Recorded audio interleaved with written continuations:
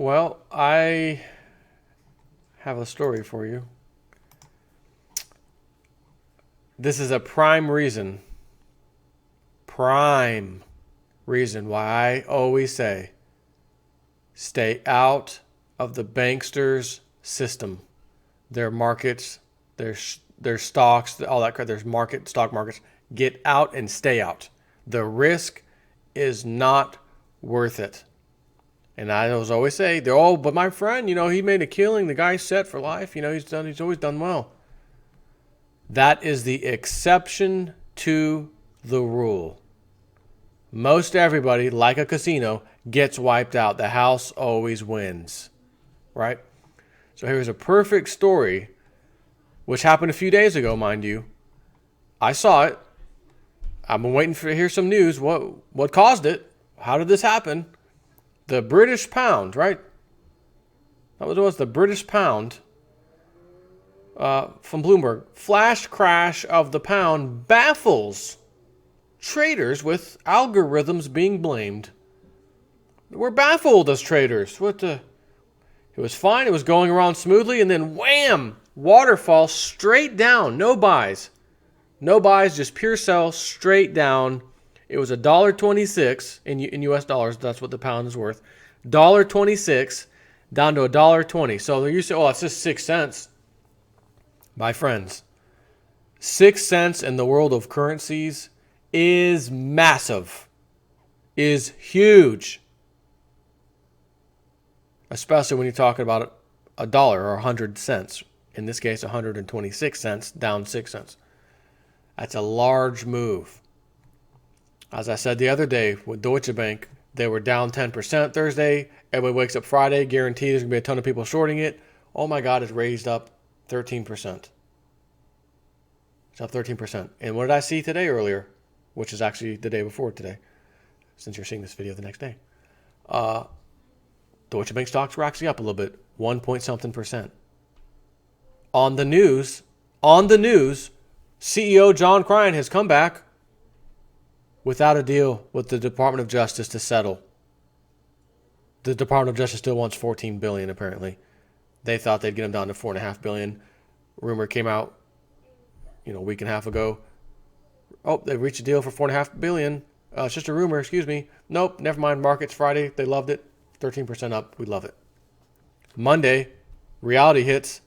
It was just a rumor. Tuesday, Wednesday, Thursday, Friday, rumor. We know it's a rumor now. Stock was doing fine. This week, Monday, I wake up. Again, today's Tuesday. You're seeing this. Monday, hey, Deutsche Bank stock. It's up 1% or so. No kidding. And that's after this weekend. The CEO came back.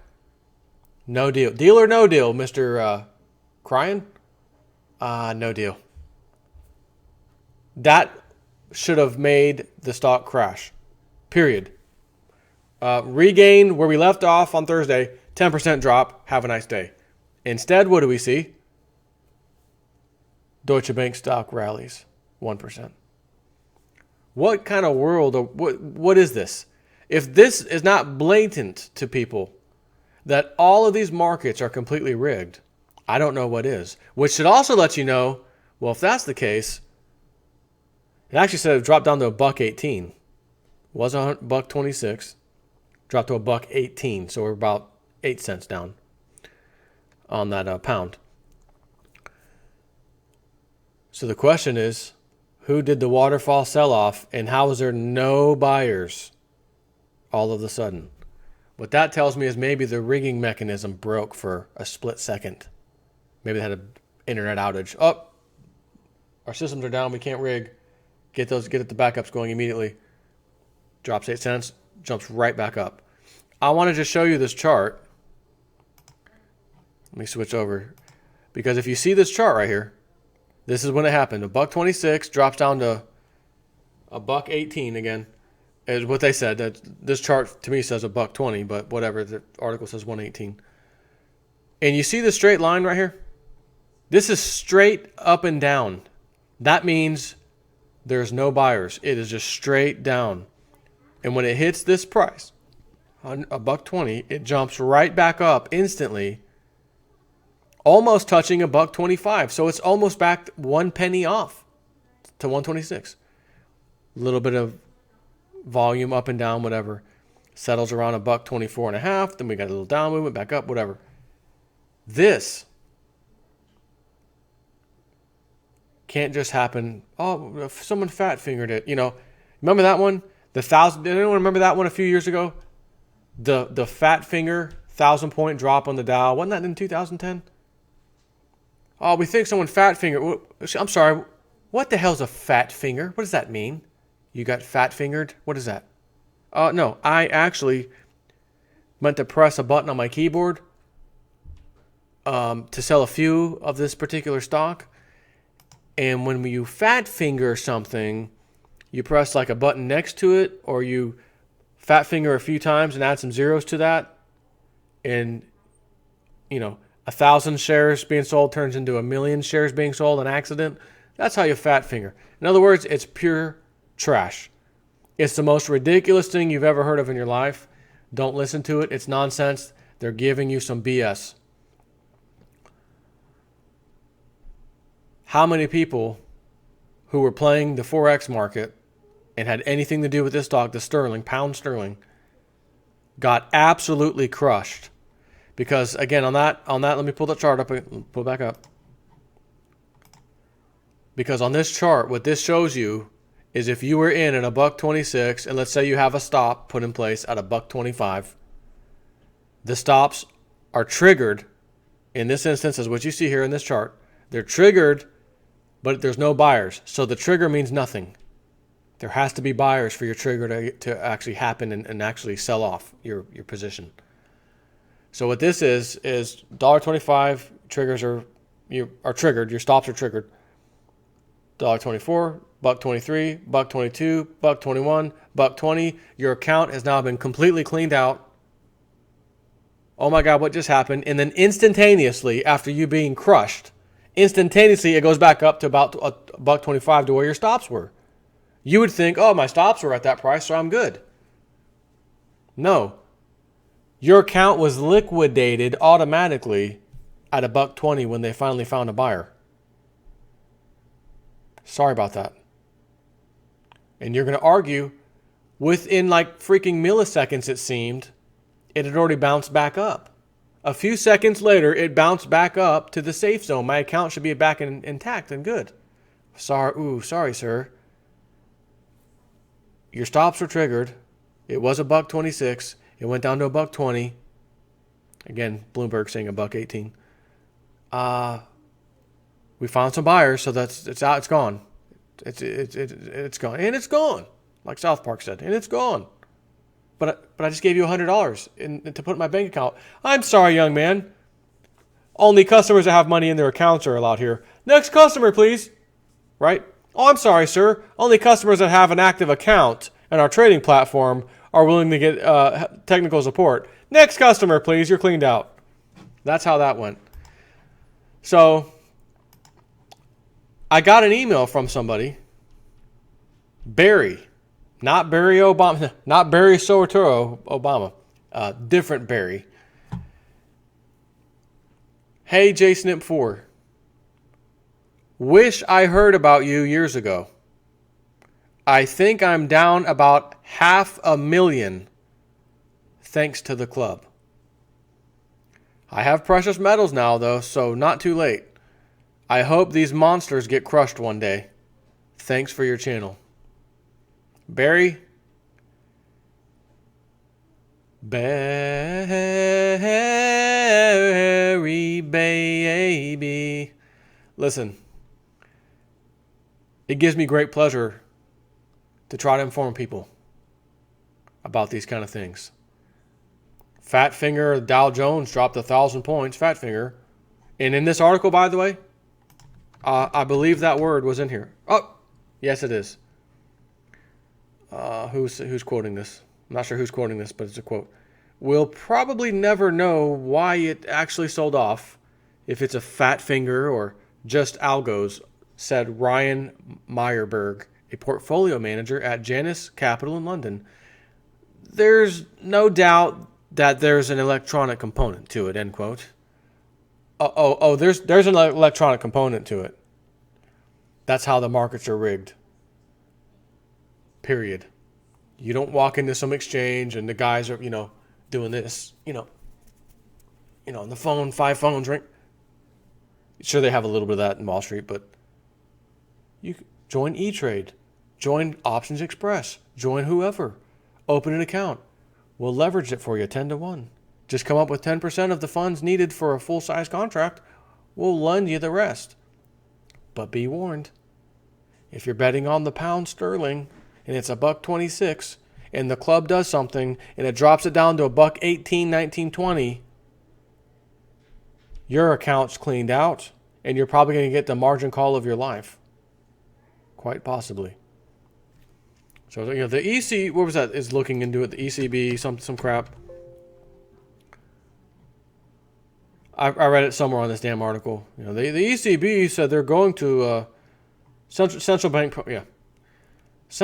probe. The Bank of England is, quote, looking into the causes of the crash, a spokesman said Friday. Bank of England Deputy Governor Ben Broadbent said earlier this week that the decline so far had been relatively orderly. Hold the phone. A spokesman. Bank of England Deputy Governor Ben Broadbent said earlier this week that the decline, so the decline of the price, so far had been relatively orderly. Ben, you're the Deputy Governor of the Bank of England? Okay, listen. Do I need to bring up that chart again? Ben, do you need to see the chart that I just saw? It wasn't a little staircase or even a rapid staircase down. It was straight down. 0 buyers. Nobody's buying. Down 6, 7, 8 cents, depending on whatever hell is it, $1.20 or $1.18.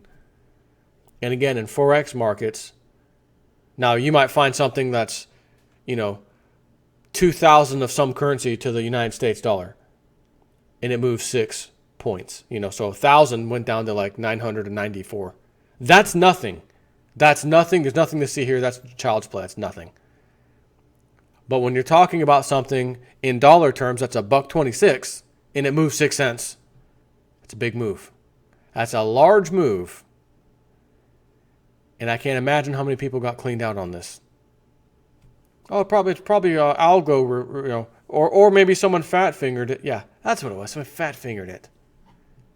Who makes this crap up? You can't make this crap up. So there's glitches and algorithm problems and market drops, and then it goes back up, and they got Deutsche Bank news.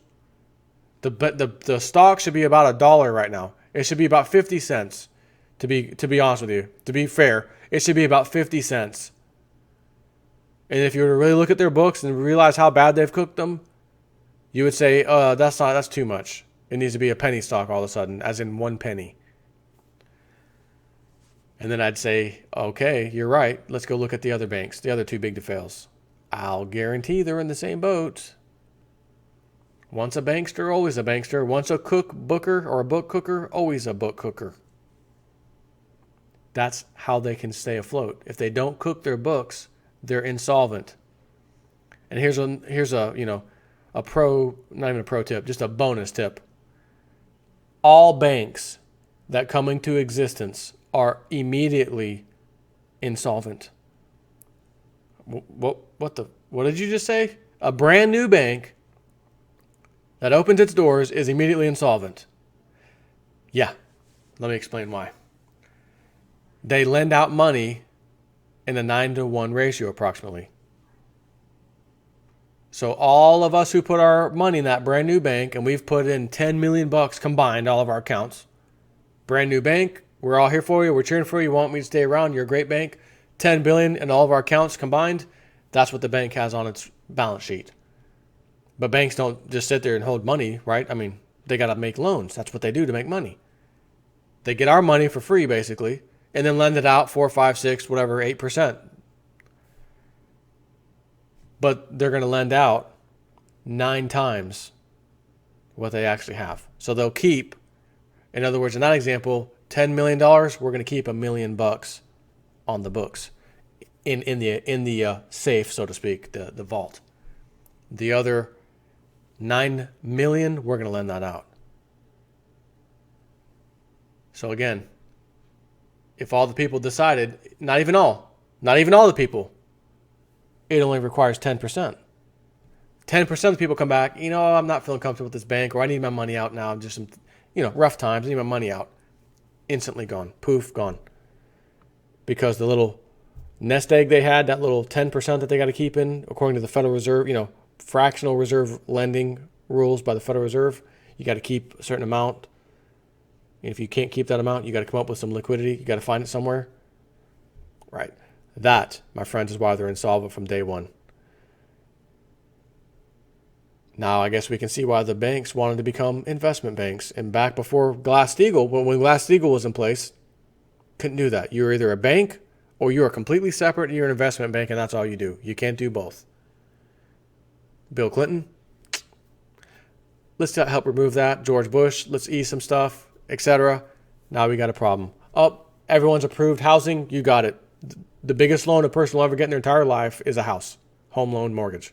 Biggest thing you'll ever buy in your life, most expensive thing. That's normal. So that's the one thing you probably want to keep track of and make sure there's some good regulation there.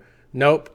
Everybody's approved. Ninja loans. What was it? No income, no job, whatever. Ninja. Everybody's approved.